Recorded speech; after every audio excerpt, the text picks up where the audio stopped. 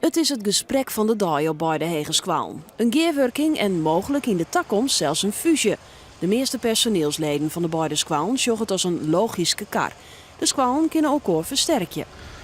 Ik denk dat het grote voordeel is dat je grotere resources hebt. Dat je makkelijker organisatorisch dingen kunt regelen en voor elkaar kunt krijgen.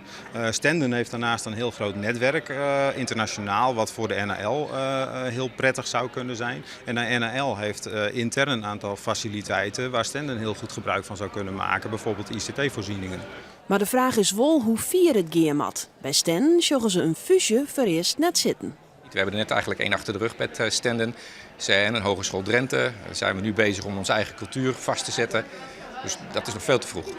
En ook bij de NHL zullen ze gevaren. Op het moment dat er organisatorisch met grotere eenheden gewerkt wordt, heb je kans dat er meer ruis op de lijn staat. Dat dat van invloed gaat zijn op wat een docent in zijn dagelijkse werk met de klas kan gaan doen. Meer papierwerk en administratief gedoog dus.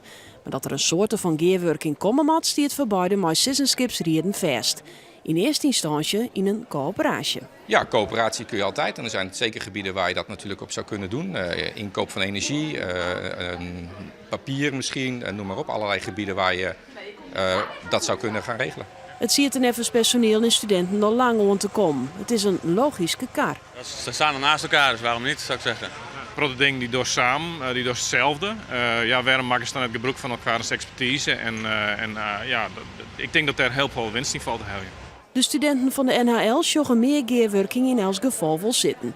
Bij Stenden hebben ze namelijk een groot pluspunt waar de NHL-studenten graag van profiteren willen. Over het algemeen gaan we vaak eten bij Stenden, want het eten is daar lekker.